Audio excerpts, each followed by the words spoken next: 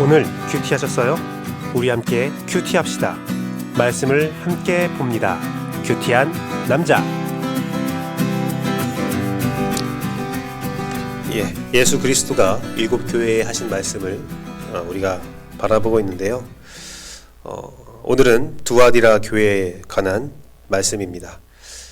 일본이나 인도에는 그 우상 숭배가 되게 일상화된 곳입니다. 다신을 믿는 곳이고요. 정말 많은 신들과 많은 우상들을 섬기고 있습니다.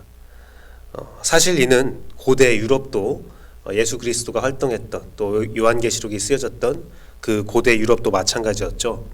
예수 그리스도가 성육신했던 고대 유럽 로마 국가에는 제우스를 포함한 올림푸스의 만신들을 섬기는 일들이 많이 있었어요. 정말 다양한 신들, 가나안에도 많은 토착 신들이 있었고 유럽에도 많은 신들이 있었습니다.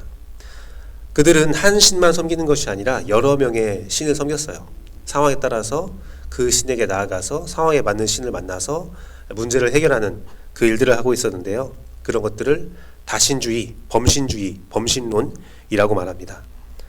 다신주의자에게 다가가서 지금 인도 사람과 일본 사람에게 가서 예수 그리스도를 믿으라고 하면 거부감 없이 예수를 믿는다는 선교사의 말을 들은 적이 있습니다. 다만 그들이 예수 그리스도를 믿는 방법은 기존에 믿고 있던 신들과 함께 믿고 섬기는 겁니다. 같은 반열에 놓는 거죠. 그런데 예수 그리스도는 그것을 거부하잖아요. 오직 유일신, 오직 나만이 신이다라고 말하잖아요. 오직 예수, 오직 하나님, 오직 성령님이 아닙니까? 그래서 그들이 처음에 예수를 믿었다가 나중에는 문제가 발생된다고 합니다. 오늘 소개되는 두아디라 교회가 그랬습니다. 두아디라 지역은 상업으로 유명한 지역이었습니다. 그래서 지역 특성상 많은 사람들이 오고 갔고, 그래서 많은 우상 숭배가 있었어요. 많은 지역에서 사람들이 몰려들었고 함께 교류하는 가운데 각자의 문화와 종교들이 혼재되고 함께 봉용하는 그런 지역이었습니다. 이런 상황 가운데서 기독교는 너무 독선적이다라는 말을 들을 수가 있었죠. 각종 율법과 믿음 이후에 가져야 하는 여러 가지 신앙적인 모습들은 사람들에게 융통성이 없다라고 말하고 종종 어울리는데 힘든 종교가 될 수 있었습니다. 그래서 두아디라 교회 사람들은 누구보다 열심히 예수 그리스도를 섬겼고, 예수 그리스도도 그들의 사업과 사랑과 믿음과 섬김과 인내를 다 인정해줬고, 또한 우리가 주목해야 될 것은 그들의 신앙이 점점 선장되었다, 옛날보다 지금이 더욱더 좋았다라고 평가받던 그런 믿음이었습니다. 그들은 화끈한 신앙의 모습을 가지고 있었고 오늘보다 내일이 더 기대되는 신앙인이었지만 그들의 치명적인 약점은 20절부터 기록되었던 이사벨, 즉 우상을 같이 섬기는 일이었어요.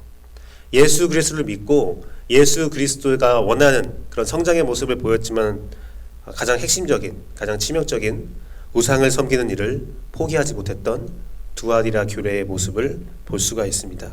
이것은 치명적이었어요. 마치 이것을 비유하자면 이거와 같습니다. 성격도 좋고 돈도 잘 벌어오고 아이들에게 아주 잘하는 아주 좋은 배우자가 있어요.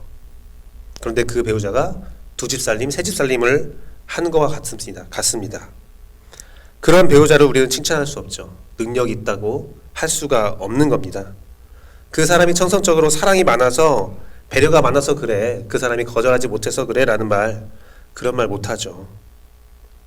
그런 사람을 배우자로 갖고 있는 사람을 부럽다, 야 그래도 그 사람은 능력 있지 않냐라고 말하는 사람은 제정신이 아닌 거죠. 지금 예수 그리스도의 심정이 그렇다는 겁니다.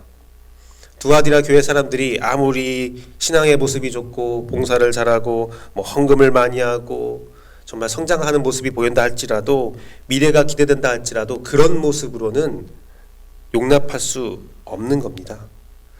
더 심각한 것은 예수 그리스도는, 성령님은 그들에게 회개할 기회를 충분히 주었다는 거예요. 알려주고 기다렸다는 겁니다. 성령이 하는 말을 들어라. 제발 성령이 하는 말을 들어라. 성령은 끊임없이 그 두아디라 교회에 문제가 있음을 이야기했고 그 행위가 그쳐지지 않으면 징계가 있음을 알려줬다는 겁니다. 예수 그리스도의 오늘 말씀의 경고는 우리가 레위기 말씀을 보았을 때에 최고의 징계에 이르렀을 때에 자녀가 고통을 당하게 된다라는 그런 말씀을 했었었는데, 오늘 그 말씀을 하고 있는 거예요. 너희가 멸망당할 것이다. 너희의 자녀가 고통을 당하게 될 것이다. 하지만 그러한 상황 가운데서도 두아디라 교회는 이사벨을 섬기는 일을 그치지 못하고 있으니 예수 그리스도의 심정이 얼마나 가슴이 아프시겠습니까? 제가 요한계시록은 우리에게 벌을 내리기 위해서 전해진 말씀이 아니라 우리에게 복을 주기 위한 말씀이라고 지난주 금요일날 새벽의 말씀을 통해서 여러분에게 전달했습니다. 오늘은요, 경고의 말씀이 아니에요. 두아디라 교회와 우리를 망하게 하려는 말씀이 아니라 이 망하는 상황에서 우리에게 생명을 주는 말씀입니다. 그래서 성령님께서 주시는 오늘 말씀을 꼭 기억하길 원합니다. 성령님께서 주시는 말씀은 때로는 날카롭고 아프지만 그 안에 분명한 생명이 있다는 겁니다. 성령님은 우리에게 예수 그리스도의 생명의 말씀을 전하는 분이시기 때문이죠. 하지만 성령의 말씀을 끝까지 듣지 않은 자들이 있습니다. 들어도 부정하며 깨닫지 못하는 자들이 있어요. 그것이 바로 나일 수 있다는 겁니다. 오늘 여러분들이 성령님이 주시는 말씀을 잘 들었으면 좋겠습니다. 두아디라 교회의 모습, 오늘날 우리의 모습과 같습니다. 예수를 믿는다고 하지만, 예수 그리스도를 섬긴다고 하지만 다른 것을 같이 섬기고 있는 우리의 모습과 같습니다. 두아디라 교회의 모습을 보면 이해할 수 있어요. 살기 위해서, 성공하기 위해서, 이웃과 좋은 관계를 유지하기 위해서, 친절하고 선량한 이미지를 위해서 어떤 이유든 우상을 숭배한 것을 인정할 수 있는 상황이 될 수도 있습니다. 핑계 없는 무덤은 없습니다. 또한 억울함을 호소할 수도 있습니다. 나는 누구보다 인내했다. 누구보다 열심히 살았고 사랑과 믿음, 섬김이 있었으며 지금까지 정말 많이 성장했다. 말할 수 있어요. 나보다 더 많은 봉사와 신앙생활을 한 사람이 있으면 나와보시오 라고 주장할 수도 있습니다. 하지만 그 안에 우상 숭배가 있다면 모든 것은 의미가 없어요. 예수 그리스도를 섬기고 좋게 하는 것이 아니라 다른 것도 섬기고 사람을 좋게 했다면 의미가 없습니다. 우상 숭배는 제가 끊임없이 말씀했듯이 팀 켈러 목사가 말한 것처럼 하나님 외에 다른 것이 있어도 있어야 하는 것이라면, 하나님이 있어도 난 다른 것도 필요해 라고 한다면 그것이 어떤 모습, 어떤 모양, 어떤 가치가 있어도 우상이라는 겁니다. 우리는 하나님 외에 다른 것은 없어야 합니다. 다른 모든 것이 사라져도 하나님만으로 살 수 있다라고 고백할 수 있어야죠.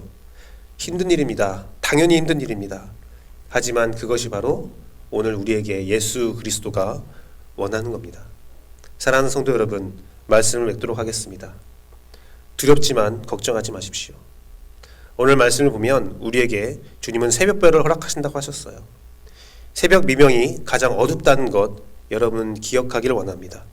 예수 그리스도는 그 어둠이 가장 극심할 때 가장 빛난 빛을 허락하셨습니다. 광명하게 빛나는 빛으로 우리를 바른 길로 인도하고 계시며 우리의 길을 비추고 힘과 능력으로 우리를 이끄십니다. 그게 바로 성령님이십니다. 주님을 믿음으로, 성령님을 의지함으로 각종 우상들을 물리치고 참된 복을 소유할 수 있는 여러분의 신앙의 길을 응원하고 기도합니다. 함께 기도하시겠습니다.